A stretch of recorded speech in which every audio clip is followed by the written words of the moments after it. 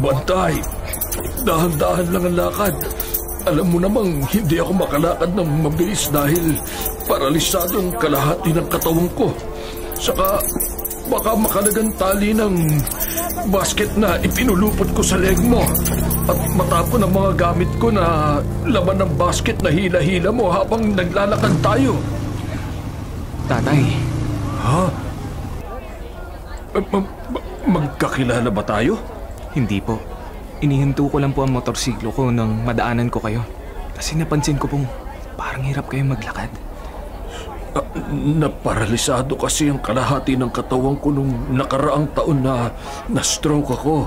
Maaga pa naman po para pumasok ako sa trabaho ko. Kaya aalokin ko sana kayong ihatid ko na kayo sa pupuntahan nyo.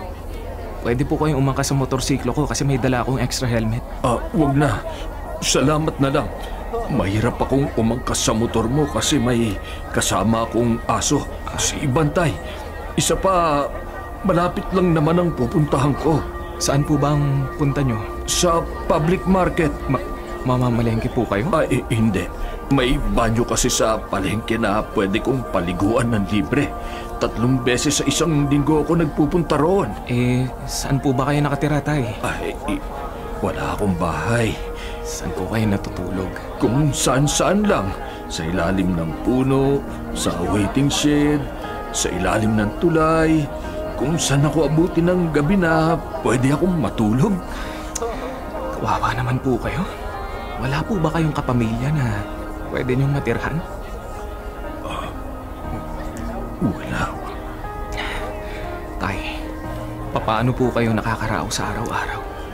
Nakakalakal ako kapag may nadadaanan akong pwede kong maibenta sa junk shop. Pinupulot ko. Teka lang po. Kunin niyo po ito. Hindi ako namamalimos ha. Pero paminsan-minsan may gaya mong nagbibigay sa akin ng limos na tinatanggap ko naman dahil may sakit ako sa baga kaya kailangan kong bumili ng gamot. Bago po tayo maghiwalay, tatay, pwede ko po bang kunan ng picture kayo ng inyong aso?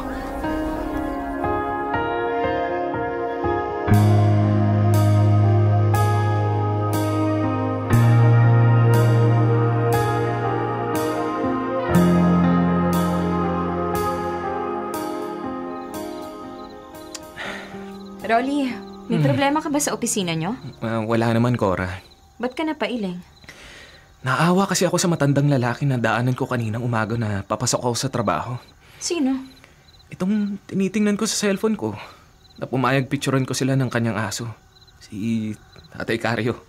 Ikaw kung ano-anong pinipicturean mo at ipinupost sa social media. Libangan ko na kasi mag-post sa social media ng kakaibang bagay o pangyayari. Wala ka namang napapala sa ginagawa mo niya. Anong malay mo kung makatsyempo ako ng may post ko sa social media na magkaroon ng 1,000,000 views?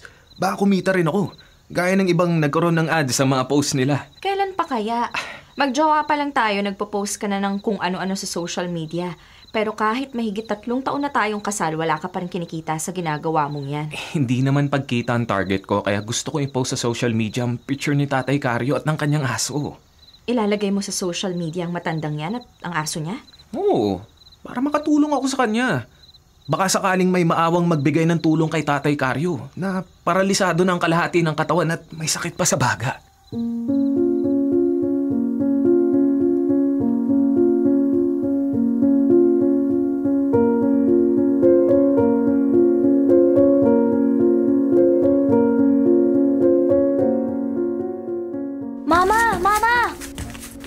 Napaaway ka ba sa mga kalaro mo, Bong? Hindi po.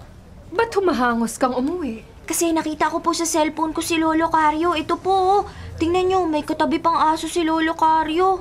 Akala ko pa naman kung ano ang dahilan kaya parang nataranta ka. Mama, matagal na pong hindi napapasyal si Lolo Caryo dito sa bahay natin. Mula nung umalis siya rito. Wala namang problema kung ayaw nang pumasyal dito sa atin ng tatay ng papa mo. Nasanay na po akong kasama si Lolo Sus, mahigit 1 buwan lang siyang nakitira dito sa bahay natin noon. Namimiss ko na po kasi siya. Kasi umalis po siya rito nang hindi ko alam kasi hindi siya nagpaalam sa akin Pag uwi ko po galing sa school, hindi ko na siya dinatnan dito. Mapilit siyang umalis dito Kung ayaw niya rito sa atin, mapipilit ba natin siyang dumito? May sakit pa naman po si Lolo Carlo. Hirap siyang maglakad. Kasi nga, na-stroke siya. At madalas pa siyang ubuhin. Huwag na nga nating pag-usapan ng lolo mo at may gagawin pa ako sa kusina, anak. Mama, pwede po ba nating puntahan si Lolo Carlo?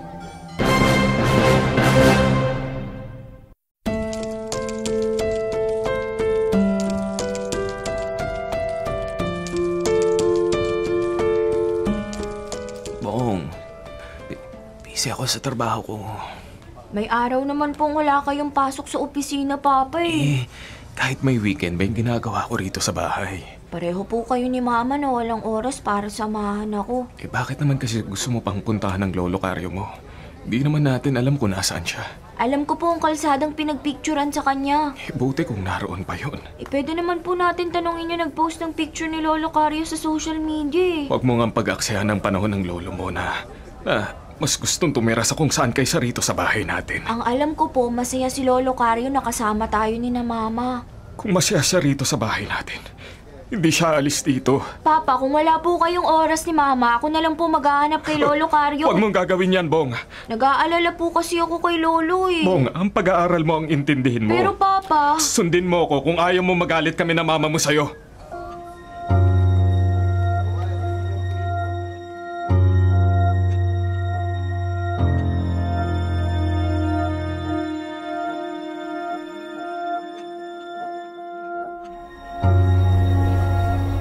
Oo, ako ang nag-post ng picture ni Tatay Carlo at ng kanyang aso sa social media. Buti po naglagay kayo ng cellphone number niyo sa information ng account niyo. Natawagan ko po kayo. Bakit mo ako tinawagan? Gusto ko lang po malaman kung alam niyo kung nasan si Lolo Carlo Bakit naman? Kaya ka rin ba ng ibang tumawag sa akin? Nahawa ka rin ba kay Tatay Carlo at gusto mo siyang tulungan? Nag-aalala po ako kasi baka lalong lumala ang sakit ng lolo ko. Ha? Lolo mo si Tatay Carlo?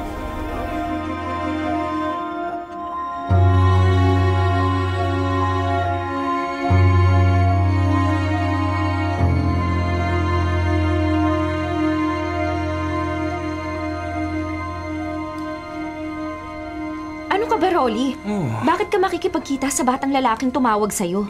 Naiintriga lang ako, Cora. Magsasayang ka lang ng oras sa ibang tao. Ang sabi kasi sa akin ni Tatay Carlo, wala siyang pamilya. Pero may batang nagsasabi na apo niya. Baka may problemang pamilya nila. Yun na nga ang aalamin ko. Huwag ka nga makialam sa problema ng ibang tao. Cora, baka may maitulong ako kay Tatay Carlo. Baka madamay ka pa sa problema ng iba. Baka mapahamak ka pa.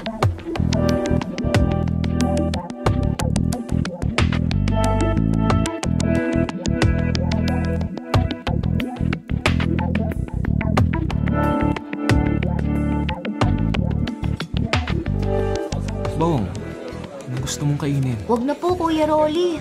Nagkakilala na tayo kaya huwag ka na mahiya sa akin. Masarap ang mga food sa restaurant na to. Nagpapasalamat na po ako na pumayag kayong makita tayo. Naniniwala naman ako na totoong apo ka ni Tatay Carlo. Salamat po, naniwala kayo sa akin. Nag-aalala nga ako, baka lalong lumala ang sakit ng lolo mo. Kaya nga po gusto ko siyang makita May hirapan ka makita ang lolo mo. Dahil di siya nagtitigil sa isang lugar Ba't niyo po nasabi yan? Kasi hindi ko na siya makita sa kalye kung saan una ko siya nakita. Ay, kawawa naman po ang lolo ko. Totoo, talagang kawawa siya. Kasi wala daw siyang bahay. At kung saan-saan lang daw siya natutulog. At wala pa siyang kasama kundi ang kanyang aso. Kaya nga po sana bumalik na siya sa bahay namin. Sabi mo ilang araw nang pumisan sa bahay niyo ang Lolo Carlo mo. Totoo po yun. Pero umalis pa din siya. Opo. Bakit naman siya umalis? Hindi ko po alam kasi nasa school po ako nung umalis siya. Wala rin naman ako maisip na dahilan para umalis ang Lolo Carlo mo. Sa bahay ng papa mo na anak pa niya. Mahirap po para kay Lolo Carlo na gumala siya kung saan-saan. Dahil paralisado po ang kalahati ng katawan niya. At may sakit siya sa baga. Huwag kang mag-alala, Bong. Tutulungan kita maghanap sa Lolo Carlo mo.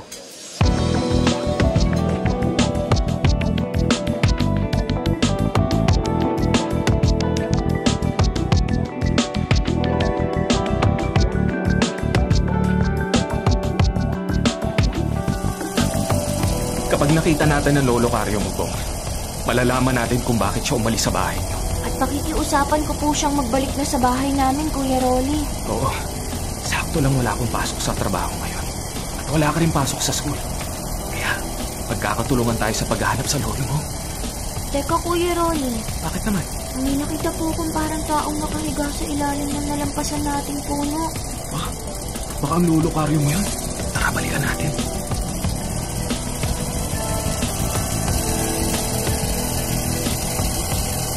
Ang lolo Karyo ko nga po yun! At natutulog siya katabi ng kanyang aso. Lapitan po natin siya, gigisingin ko. Sige, sige.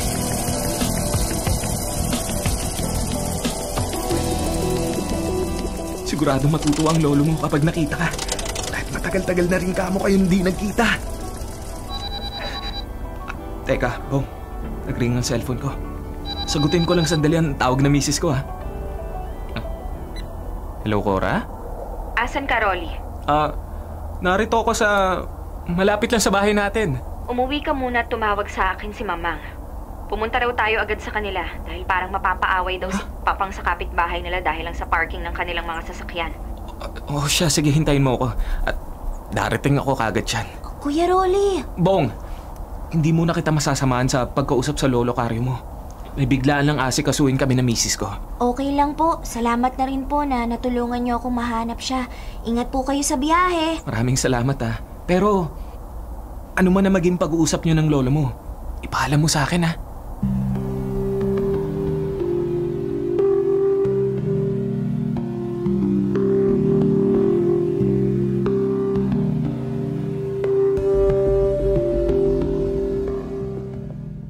Buti na lang, Rolly, bago tayo dumating dito kina Mamang, naayos na ng isang kagawad ng barangay ang di pagkakaintindihan ni Papang at ng kanilang kapitbahay. Wala namang gusot na hindi naayos sa maayos na pag-uusap, Cora.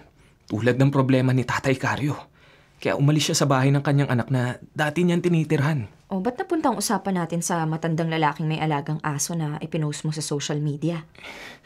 Sabi ko nga sa'yo, naawa ako sa kanya. Malamang may naging problema siya kaya umalis siya sa bahay ng kanyang anak. Problema ng ibang tao po, problemahin mo. Hindi naman sa ganun, Cora. Huwag na nga nating pag-usapan yung Tatay Karyo na yan. Intriga lang naman ako. May anak pala, manugang at apo si Tatay Karyo. Bakit niya kaya sinabi sa akin na wala na siyang pamilya?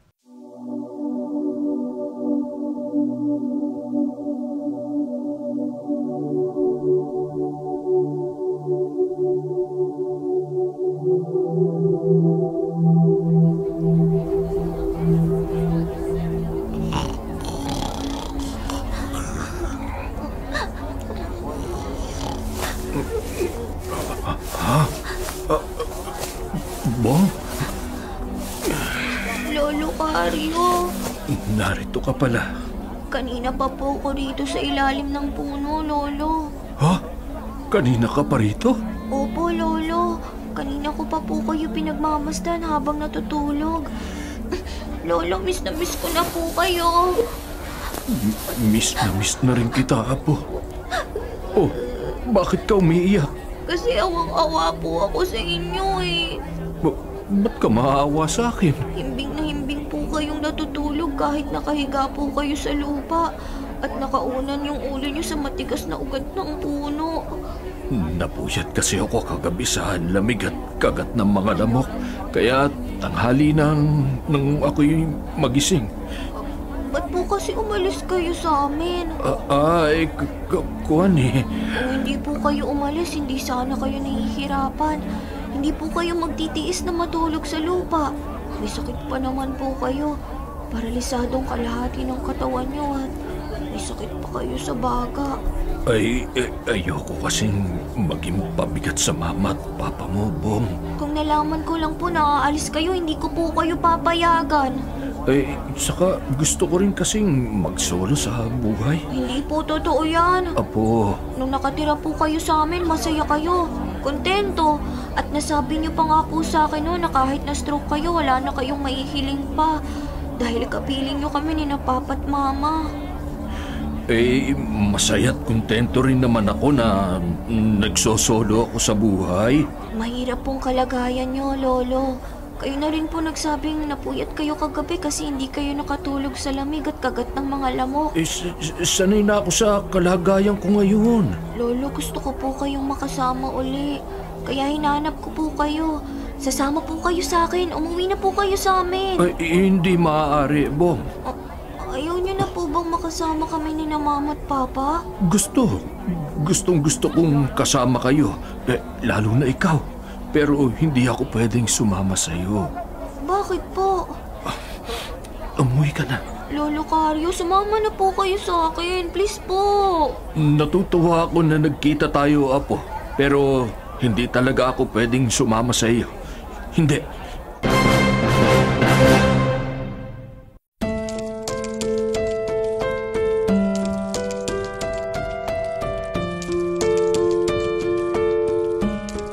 Papa, hindi ko po maintindihan si Lolo Carlo.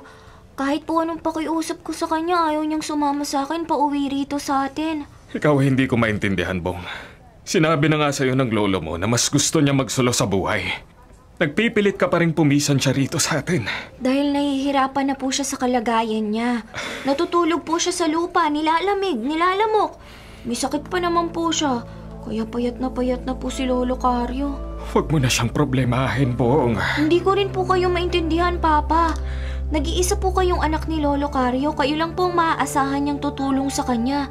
Pero bakit ayaw niyo po siyang sunduin? Bakit natitiis niyo po siyang magpalaboy-laboy, ulanin at arawin kung saan-saan na walang siguradong makakain at matutulugan? Bakit naaatim niyo po siyang pabayaan? Ay, ang obligasyon ko sa inyong pamilya ko ang mas importante sa akin. Kung natitiis niyo po si Lolo Carlo, kung naaatim niyo po siyang pabayaan, ako po hindi! Oo nga. Ay. Papa, naaawa po ko kay Lolo Carlo. Awang-awa po ko sa kanya.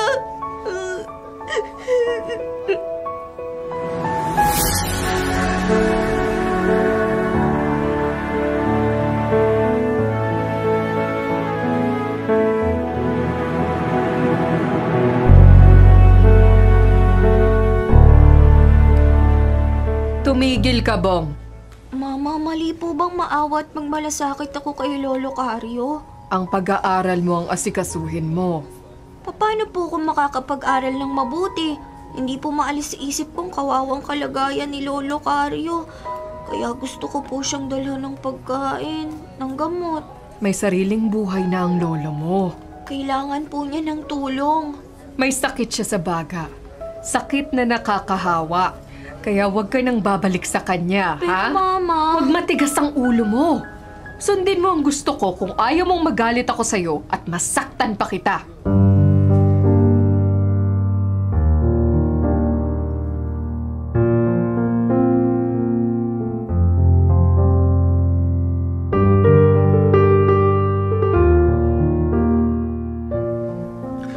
Huwag kang mamroblema, Bong. Kuya Rolly, pasensya ka na. Tumawag ako sa inyo, ha. Wala ka namang aalalahanin sa akin.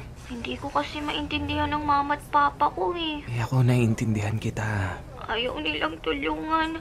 Ayaw nilang sunduin ang Lolo Carlo ko kahit kawawang-kawawang kalagayan niya. Ako, Bong. Tumahan ka na, Bong. Pinagbabawalan pa nila akong pagmalasakitan ko at damayan ng lolo ko. Bong, kung ayaw ng parents mo na tulungan ng lolo mo, ako na lang ang tutulong sa kanya. Salamat, Kuya Rolly. O ano, dadalan ko siya ng pagkain at gamot, ha? Ha? Oh, Cora, nariyan ka na pala.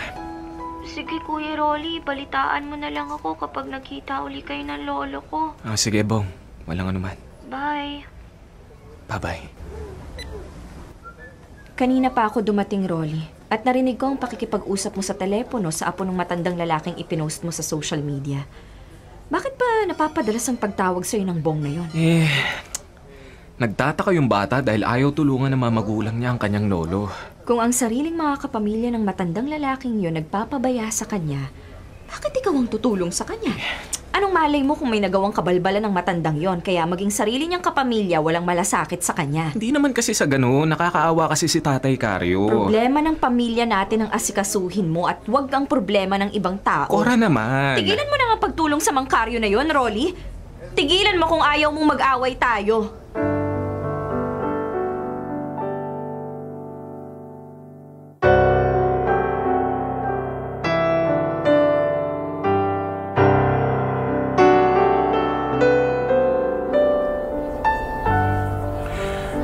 Salamat sa pagmamalasakit mo sa akin, Rolly. Mang Haryo, maliit na bagay lang po ang naitulong ko sa inyo. Kahit pinagbawalan ka na pala ng asawa mo. Nabanggit ko po sa inyo na kontra misis ko na tulungan ko kayo. Kasi nagtaka kayo kung bakit hindi ko sinagot ang tawag niya sa akin kanina habang kausap ko kayo. Bakit po kayo napaiyak? Kasi, Rolly, ikaw na hindi ko kaano-ano naaawat. Nagmamalasakit sa akin. Pero ang anak ko, yung asawa niya. Hindi po naaawat, nagmamalasakit sa inyong anak nyo at ang kanyang asawa? Hindi na ako magkakaila sa'yo para hindi ka na magtaka. Para maintindihan mo ko kung bakit nung una ikinaila ko sa iyong may pamilya ako. At para maintindihan mo rin kung bakit ayaw ko nang magbalik sa puder ng anak ko at ng manugang ko. Ano, Danny? Ayaw ng asawa mo na pumisan ako sa pamilya niyo? Oo, Tay. Sapat na raw kung tulong namin sa inyo ang mahigit 1 buwan ng pagtira nyo rito sa puder namin. Matapos kayo ma-stroke. Pero bakit? Anong dahilan? Kasi Kung hindi ho masabi ni Danny sa inyo ang dahilan, ako na ho ang magsasabi sa inyo. Emma. Matapos ho kayong ma-stroke, Itay, nalaman namin sa ospital na may sakit kayo sa baga. At malala na sakit na nakakahawa at nakamamatay. Dahil isang tiyuhin ko na ho ang namatay sa sakit na TB. Nag-iingat naman ako para hindi makahawa sa pamilya niyong sakit ko. Masisiguro ko lang ho na hindi mahahawa sa sakit niyo ang pamilya namin kung hindi namin ho kayo makakasama sa iisang bubong. Sana maintindihan niyo ho kami, Itay. Naiintindihan ko kayo ng asawa mo, Danny. Naiintindihan ko kayo.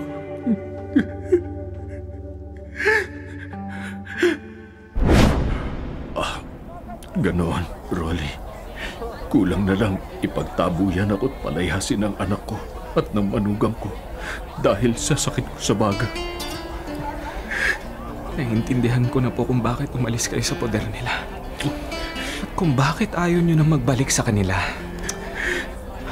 Masakit. Sobrang sakit sa akin ang pandirihan ako ng sarili kong pamilya. Hindi ko naman po pala kayo masisisi. Bakit nung una nasabi nyo sa akin na wala kayong pamilya? Nag-iisa ang apo ko. Si Bong. Siya na lang ang nagmamalasakit at nagmamahal sa akin. Ang apo ko na lang at ang aso kong si Bantay.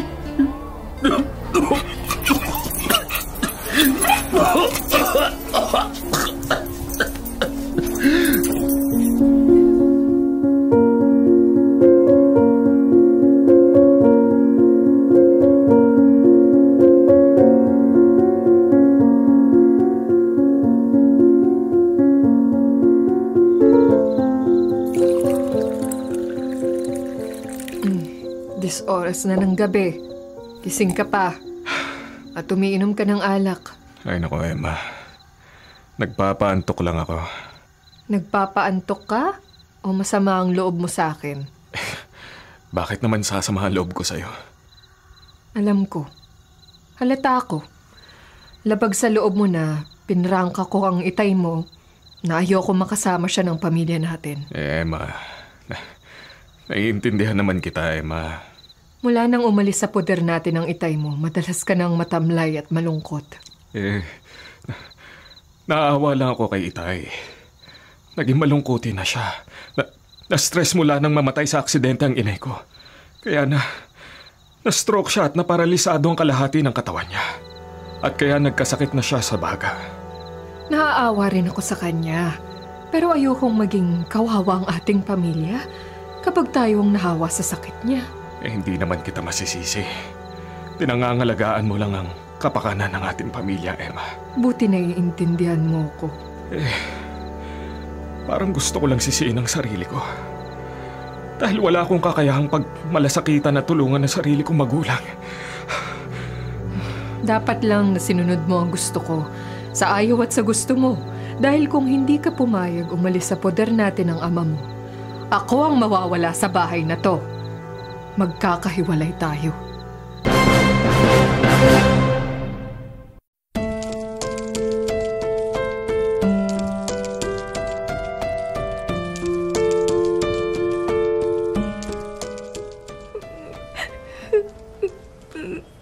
Oh, bakit ka umiiyak, Bong?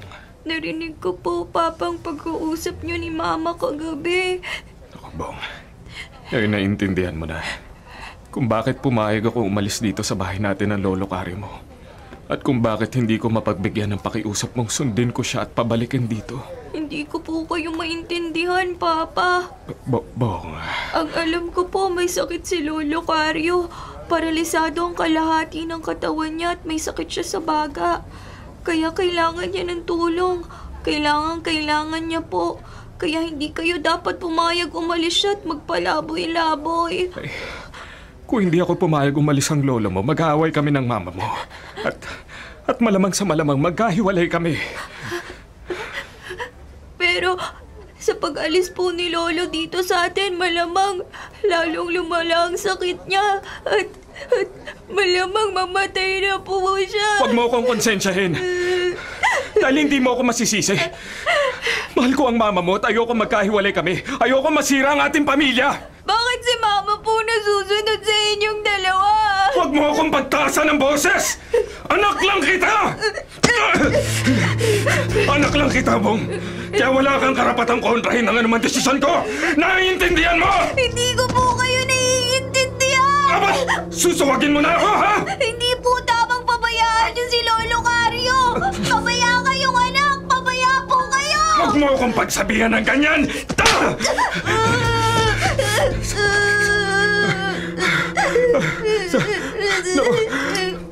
Naku, pasensya na, anak. Hindi ko gusto saktan ka na. Nabigla lang ako. Pasensya na.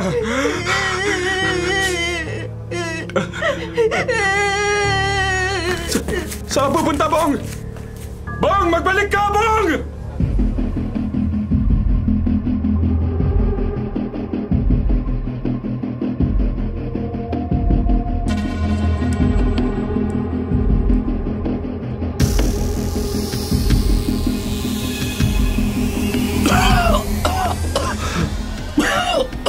Lolo Cario! Lolo! Bong?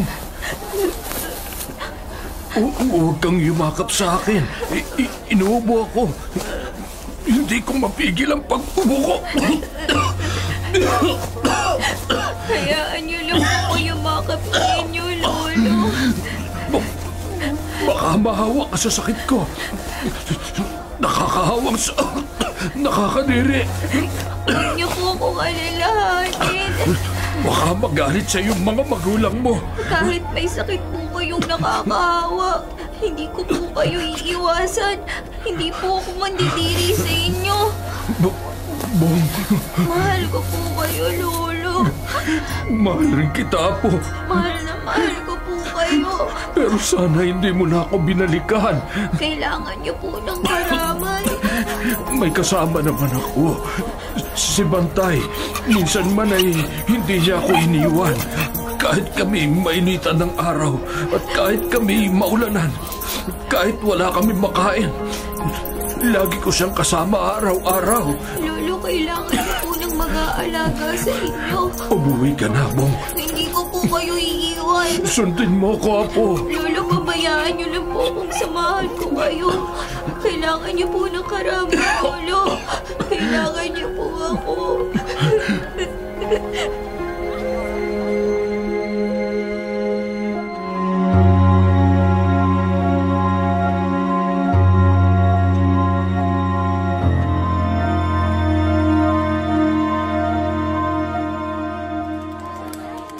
Ano, Emma?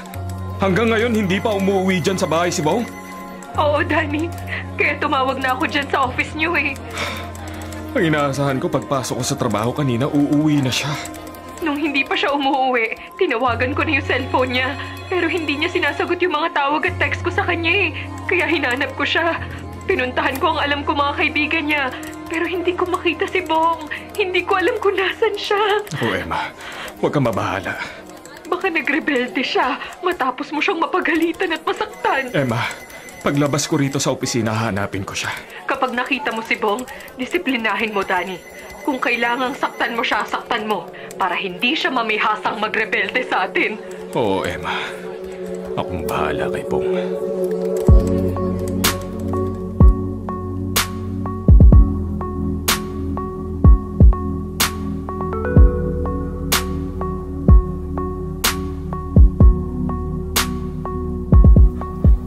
Lolo, ang amo-amo po sa inyo ng aso niyo. Mula kasi nung tuta pa siya na napulot ko sa daan, Bong.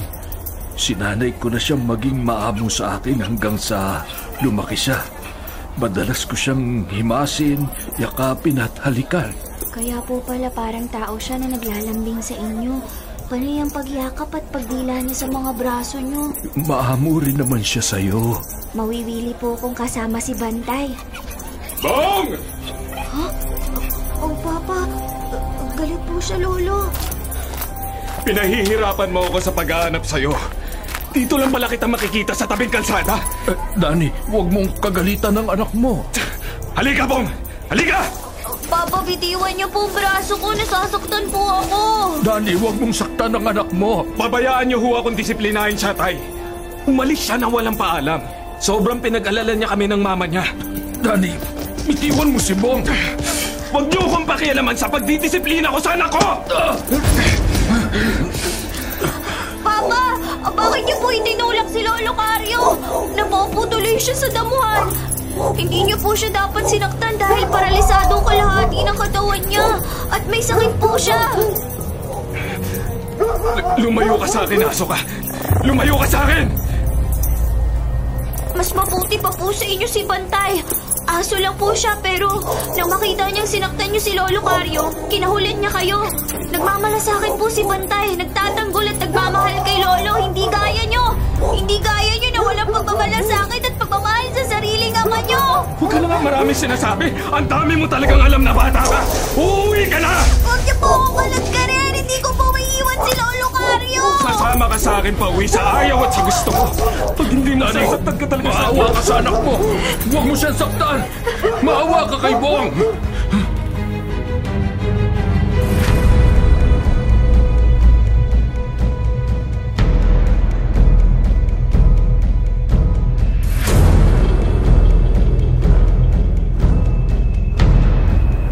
Papa, bitiwan niyo po ang braso ko. Huwag niyo po akong kalagkarin. Nasasaktan po ako. Talagang masasaktan ka sa akin kapag hindi ka sumama sa akin na maayos pa uwi. Bitiwan niyo po ako para makabalik ako kay Lolo Carlo. Palit mo naman! Bitiwan niyo po ako. Talagang pinipilit mo ako saktan ka, ha? Ha? Wag! Wag masaktan si Bong! At sino ka makikialam sa pagdidisiplina ko sa sariling anak? Papa, kaibigan ko po si Kuya Rolly. Disiplinahin mo na maayos ang anak mo. Huwag mo saktan. Wala kang pakialam sa akin. Hindi kita pakikialaman kahit mali. Kahit maling-mali na, pabayaan mo ang sariling ama mo. Pero huwag maitutuloy ang iniamba mong pagsuntok sa anak mo. Huwag kong makikita sinasaktan mo ang kaibigan ko si Bong at ako ang makakalaban mo. Kuya Rolly, sasama na po ko ng maayos sa papa ko. Huwag lang po kayong mag-away. Walang kwentang anak ang papa mo, Bong. Wala siyang utang na loob sa kanyang magulang na pinagkakautangan niya ng kanyang buhay. Hindi na niya naisip na kahit 10 asawa, makakakuha siya. Pero iisa lang ang kanyang ama. Dahil sa pagiging sunod-sunuran niya sa kanyang asawa, naatim niyang pabayaan ang kanyang sariling ama na nangangailangan ng kanyang tulong. Wala siyang kwentang anak. At wala siyang kwentang tao!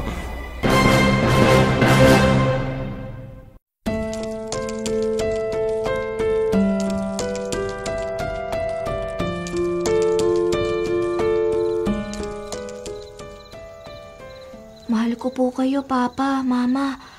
Pero mahal ko rin po si Lolo Carlo. Kaya habang natutulog po kayo, aalis uli ako rito sa bahay. At babalikan ko po si Lolo. Sasamahan ko po si Lolo Carlo. Dadamayan ko po siya. Magalit na po kayo sa akin kung magagalit kayo.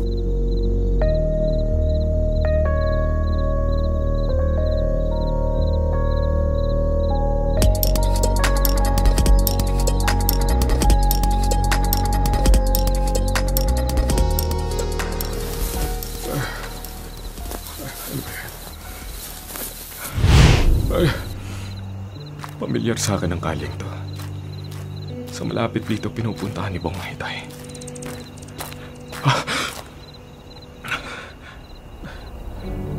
Bakit kaya parang may inuusyoso ang ilang tao sa di kalayuan?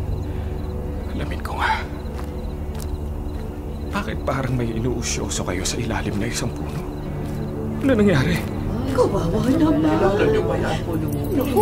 Isang matandang lalaki raw. Sino ba yun? Si Bantay! Ang aso ni Tay. Bakit parang umiiyak siya? Teka, paraan mga kaibigan. Paraanin niyo ako. Titingnan ko lang ang bangkay na matandang inuusyoso niyo. Naku. Papa! Bong, bakit ka narito at bakit ka umiiyak? Ang lolo Carlo po. Si Itay? Nakahandusay sa lupa na duguan. Patay na po siya. Pagdating ko po kanina, dinatnan ko siyang maraming sugat at nag-aagaw buhay. Nakatuwaan daw po siya ng mga adik na bangag sa droga. Kaya pinagsasaksak siya bago siya iniwan. Hindi, Bon. Bago po nalagutan ng hininga si Lolo Carlo, bago po niya ipinikit ang kanyang mga mata, may inihabilin po siya sa akin. Nasabihin ko daw po sa inyo. Anong sinabi? Kung may naging pagkukulang daw po siya sa inyo, patawarin niyo na daw po siya. At kahit ano daw pong naging pagkukulang niyo sa kanya, wala po siyang sama ng loob sa inyo. Mahal na mahal pa rin daw po niya kayo. Dahil anak niya kayo. Hanggang sa uli sandali ni Itay, mahal pa rin niya ako kahit pinabayaan ko siya. Itay, patawad o. Patawad o, Itay.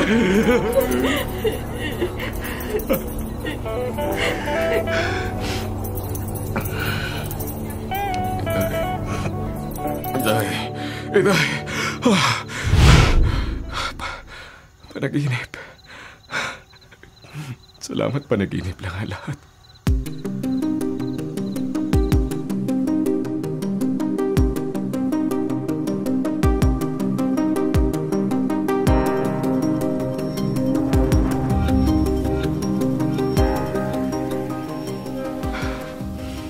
Hindi mabura sa isip ko ang masamang panaginip ko kagabi. At ang sinabi sa akin ng kaibigan ni Bong. Walang kwenta ang anak ng papa mo, Bong. Wala siyang utang na loob sa kanyang magulang na pinagkakautangan niya ng kanyang buhay.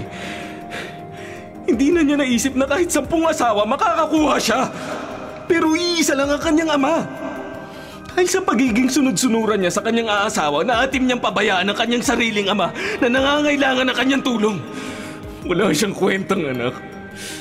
Wala siyang kwentang tao! Tama si Danny. Wala akong utang na loob sa aking ama na pinagkakautangan ko na aking buhay. Wala akong kwentang anak. Wala akong kwentang tao.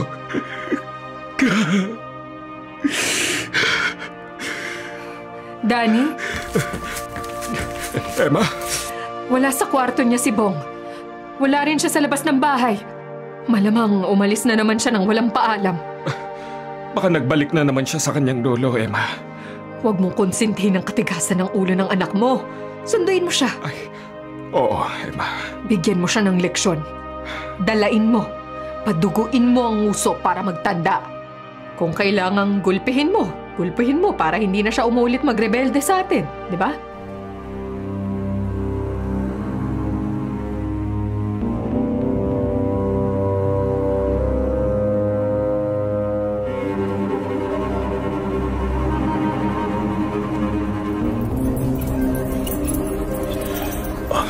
Dito tayo, Bantay. Dito tayo sa basurahan sa tabi ng kalye. At kahit umambon, mamumulot na ako ng mga kalakal para maibili ako ng pagkain natin. Lolo Carlo! Bakit po kayo naghahalongkat sa drum ng basura? Namumulot ako ng mga basyong lata at bote at kung ano-ano pang pwede kong ibenta sa junk shop para may mabili ako ng pagkain namin ni Bantay. Tutulungan ko na po kayo sa pangangalakal, Lolo. Huwag na. Hayaan niyo na po ako kasi mula po ngayon, makakasama niyo na ako ni Bantay. Hindi papayag ang mga magulang mo. Kahit hindi po sila pumayag, kahit magalit po sa akin sina Mama at Papa, at kahit saktan po nila ako, hindi ko na kayo iiwan. Bong. Kahit bata pa po ako, gagawin ko ang lahat para maipagamot kayo sa sakit niyo. Hindi mo kailangan gawin yan, Bong. Ha? Huh? Papa?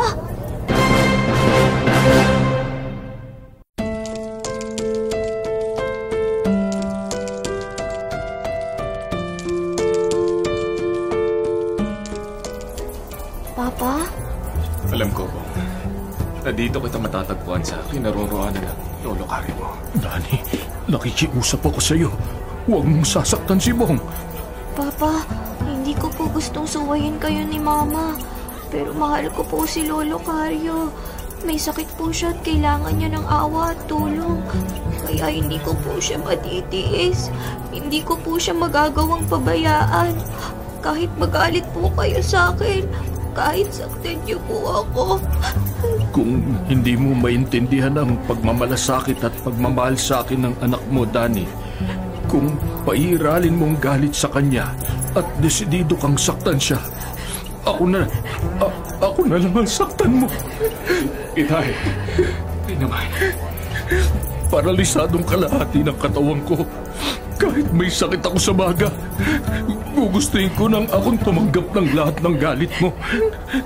Dahil hindi ko matitiis na makitang sinasaktan mo ang anak mo na wala naging pagkakamali kundi ang magmalasakit at magmahal sa akin. Ako po si Lola, Papa. Ako po ang saktan niyo. Ako na lang po. Ano pang hinihintay mo, Danny? Ibuhos mo na sa akin ang lahat ng galit mo. Saktan mo na ako hanggang gusto mo. Saktan mo na ako! Itay, wala naman po akong balak saktan ng sino man sa inyo ni Bong. Danny! Totoo. Bago ko umalis ng bahay, pinagbilinan ako ni Emma na bigyan ko ng leksyon si Bong. Dalain ko. Gulpihin ko kung kailangan para hindi siya magrebelde sa aming mga magulang niya. Pero hindi ho ako naparito para sundin ang gusto ng asawa ko. Sinundan ko ho si Bong dahil naintindihan ko ang hindi matatawarang pagmamalasakit at pagmamahal niya sa inyo. Papa? Oo, Bong. Dahil sa tapang mong pangatawanan ng paghahangad mong matulungan ang lolo mo. Namulat ako sa aking pagkakamali. At napahiya ako sa sarili ko. Dahil nadaig mo pa ako. Ikaw pa na anak ko na may murang gulang ang nagturo sa akin na dapat kong kaawaan, pagmalasakitan at mahalin ng lolo Caryo mo na pinagkakautangan ko ng aking buhay. Dapat lang ako tumanang ng utang na loob sa kanya. Dahil kung wala siya, hindi ako mabubuhay rito sa mundo. Kapag hindi mo sinunod ang gusto ng asawa mo, baka awahin ka niya. Inihanda ko na ho ang sarili ko sa galit ni Emma. Baka hiwalay ang kanya. Tay, mahal ko ang asawa ko, Tay. Mahal na mahal ko siya. Pero kung hindi ho niya maintindihan na dapat akong tumanaw ng utang na loob sa iyo, na dapat ko kayong tulungan bago maging huli ang lahat, kahit masakit ho sa loob ko, tatanggapin ko ang pakikipaghiwalay sa akin ng asawa ko.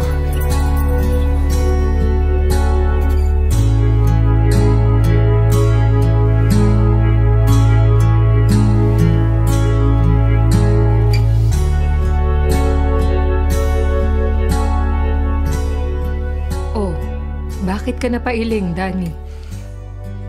Emma, masakit. Sobrang sakit sa akin kung hihiwalayan mo ako. Kung masisira ang pamilya natin. Ha? Wala akong sinabing hihiwalayan kita. Hindi ka galit sa akin? Hindi.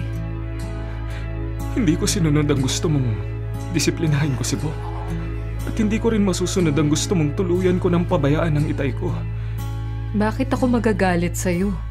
Naiintindihan naman kita. Ha? Totoo ba yan, Emma?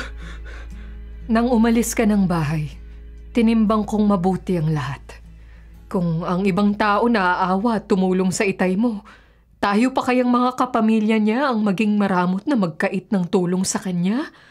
Gayong magagawa naman natin ang lahat ng pag-iingat para maipagamot ang sakit niya nang hindi malalagay sa peligro ang kalusugan ng ating pamilya. Salamat. Maraming salamat, Emma. Naiintindihan mo ako. Salamat talaga. Mahal ko kayong pamilya ko, Danny. Kaya lahat ng mahal nyo, mamahalin ko rin. Kasama na ang itay mo at ang kanyang aso.